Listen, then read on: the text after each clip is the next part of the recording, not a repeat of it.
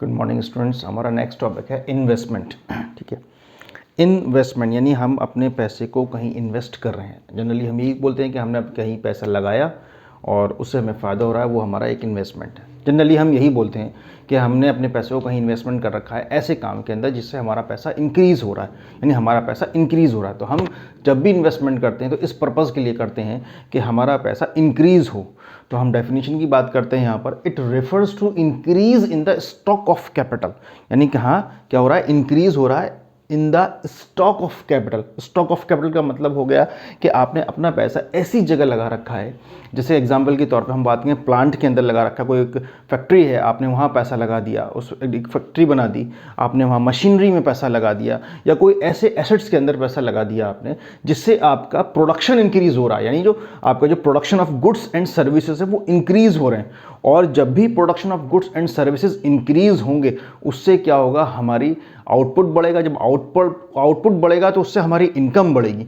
तो डायरेक्टली क्या हो गया, स्टॉक ऑफ कैपिटल में हमने इन्वेस्टमेंट किया जिसकी वजह से हमारी इनकम इंक्रीज हो गई। दूसरा point, change in the stock of capital. अगर हमारा स्टॉक ऑफ कैपिटल चेंज हो रहा है तो उसको हम कह रहे हैं कैपिटल फॉर्मेशन, उसको हम कह रहे हैं कैपिटल फॉर्मेशन। यानी अगर हमने एग्जाम्पल के तौर पे लास्ट ईयर ऐसे मान के चलते हैं 2022 में हमारे पास 10 मशीन थी और 2023 में ये बढ़कर 12 हो गई। अब हमने क्या किया, इसमें 2 मशीन का एडिशन किया, यानी हमने दो मशीन्स को एक्स्ट्रा बढ़ा दिया, जिससे एक्स्ट्रा हमने मशीन परचेज करी तो उससे हमारा एक्स्ट्रा प्रोडक्शन हुआ। जब एक्स्ट्रा प्रोडक्शन हुआ तो हमारा आउटपुट लेवल इंक्रीज़ हुआ, जिसकी वजह से हमारा प्रॉफिट और हमारी इनकम भी इंक्रीज़ हो गई। इसको हम इन्वेस्टमेंट कहते हैं। अगर हम इसके फॉर्मूले की बात करें, इस इन्वेस्टमेंट की फॉर्मूले की, तो इसका फॉर्मूला है I is equal to delta के।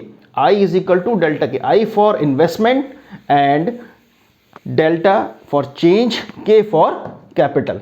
तो के क्या है, कैपिटल को डिनोट कर रहा है, आई फॉर इन्वेस्टमेंट को डिनोट कर रहा है, और डेल्टा के चेंज यानी स्टॉक को डिनोट कर रहा है। यानी अगर हम अपने पैसे को कहीं इन्वेस्ट करते हैं, यानी कहीं ऐसी जगह लगाते हैं जिससे हमारा स्टॉक ऑफ कैपिटल इंक्रीज हो जाता है, या कह सकते हो आप हमारी जो प्लांट और मशीन में हम पैसा लगाते हैं उससे हमारा प्रोडक्शन इंक्रीज हो जाता है, उसको हम इन्वेस्टमेंट कहते हैं। जनरली 2 तरह के इन्वेस्टमेंट होते हैं। एक होता है फिक्स्ड इन्वेस्टमेंट। क्या होता है, एक फिक्स्ड इन्वेस्टमेंट जो फिक्स्ड रहता है। एग्जाम्पल पे आप दे सकते हैं, जैसे प्लांट है और मशीनरी, ये किसका पार्ट है, फिक्स्ड कैपिटल का पार्ट है। 1 साल के अंदर जो भी पैसा आपने परचेजिंग में लगाया, किसकी परचेजिंग में लगाया, प्लांट्स की परचेजिंग में लगाया या मशीनरी की परचेजिंग में लगाया। एग्जाम्पल के तौर पर मैंने अभी दिया था कि जैसे 10 मशीनें थी लास्ट ईयर और अब हमारे पास बढ़ के 12 हो गई या 13 हो गई या 14 हो गई। तो उससे क्या हुआ, हमारी मशीन जब इंक्रीज हुई तो उससे हमारा प्रोडक्शन लेवल भी इंक्रीज हो गया। वो इन्वेस्टमेंट या वो पैसा जो हमारे फिक्स्ड इन्वेस्टमेंट में या फिक्स्ड चीज़ों पर लग रहा है उसको हम फिक्स्ड इन्वेस्टमेंट कहते हैं। और ये अकाउंटिंग यानी 1 साल के अंदर की बात कर रहे हैं, यानी कि हम पूरी ज़िंदगी की बात कर रहे हैं। दूसरा हम कहते हैं इन्वेंट्री इन्वेस्टमेंट। किसमें, इन्वेंट्री इन्वेस्टमेंट। तो इन्वेंट्री का मतलब ही एक तरीके से स्टॉक की बात हो रही है, कहीं ना कहीं स्टॉक आ रहा है। इन्वेंट्री का मतलब कोई सामान, किसी सामान को हमने स्टोर कर लिया, इन्वेंट्री में इन्वेस्टमेंट कर दिया।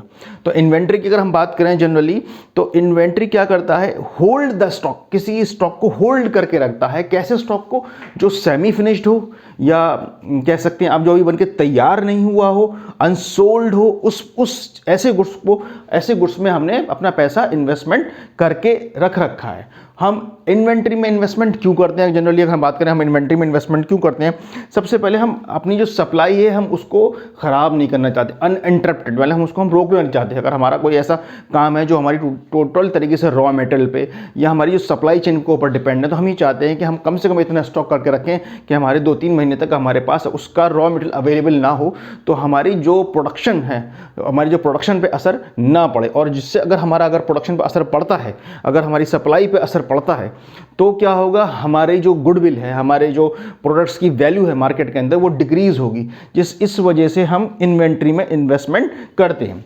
लेकिन हमें इतना भी इन्वेस्टमेंट करना नहीं चाहिए कि हमारा उसमें बहुत सा पैसा ब्लॉक हो जाए। तो हमें इतना पैसा करना चाहिए कि ऑप्टिमम यूटिलाइजेशन हो जाए हमारे रिसोर्स का भी और हमारी चीज़ों का भी। ये होता है इन्वेस्टमेंट। इसके आगे जो हम टॉपिक पढ़ेंगे अभी, उसमें हम पढ़ेंगे ग्रॉस इन्वेस्टमेंट और नेट इन्वेस्टमेंट।